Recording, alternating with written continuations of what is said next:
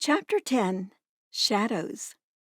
Next day, the picture of Mr. Popper and Captain Cook appeared in the Stillwater Morning Chronicle with a paragraph about the house painter who had received a penguin by air express from Admiral Drake in the faraway Antarctic. Then, the Associated Press picked up the story, and a week later, the photograph could be seen in the Sunday edition of the most important newspapers in all the large cities in the country. Naturally, the Poppers all felt very proud and happy. Captain Cook was not happy, however. He had suddenly ceased his happy exploring little walks about the house and would sit most of the day sulking in the refrigerator. Mrs. Popper had removed all the stranger objects, leaving only the little marbles and checkers, so that Captain Cook now had a nice, orderly little rookery. "He won't play with us any more," said Bill. "I tried to get some of my marbles from him, and he tried to bite me." "Naughty Captain Cook," said Janey. "Better leave him alone, children," said Mrs. Popper. "He feels mopey, I guess." But it was soon clear that it was something worse than mopiness that ailed Captain Cook.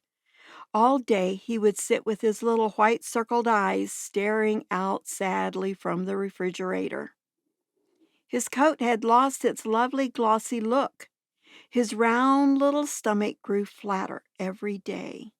He would turn away now when Mrs. Popper offered him some canned shrimps. One evening she took his temperature. It was 104 degrees. "Well, Papa," she said, "I think you had better call the veterinary doctor. I am afraid Captain Cook is really ill." But when the veterinary came, he only shook his head. He was a very good animal doctor, and though he had never taken care of a penguin before, he knew enough about birds to see at a glance that this one was seriously ill. "I will leave you some pills. Give him one every hour. Then you can try feeding him on sherbet and wrapping him in ice packs. But I cannot give you any encouragement, because I'm afraid it is a hopeless case. This kind of bird was never made for this climate, you know. I can see that you have taken good care of him, but an Arctic penguin can't thrive in still water." That night the Poppers sat up all night, taking turns changing the ice packs. It was no use. In the morning Mr. Popper took Captain Cook's temperature again. It had gone up to 105.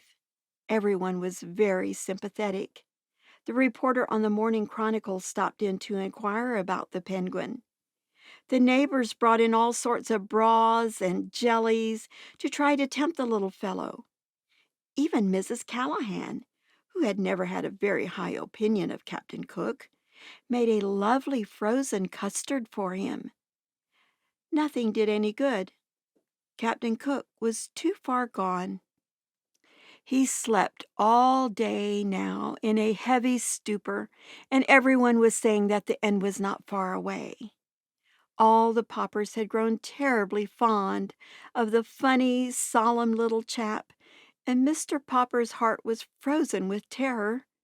It seemed to him that his life would be very empty if Captain Cook went away. Surely someone would know what to do for a sick penguin.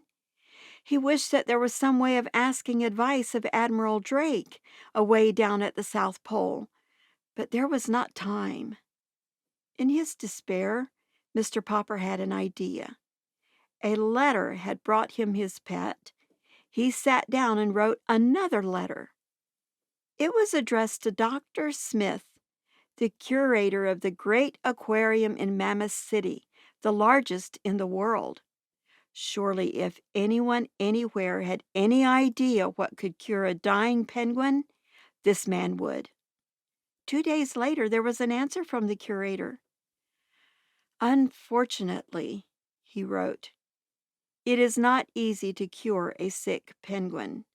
Perhaps you do not know that we too have in our aquarium at Mammoth City a penguin from the Antarctic.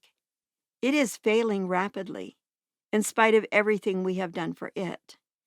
I have wondered lately whether it is not suffering from loneliness. Perhaps that is what ails your Captain Cook. I am therefore shipping you under separate cover, our penguin. You may keep her. There is just a chance that the birds may get on better together.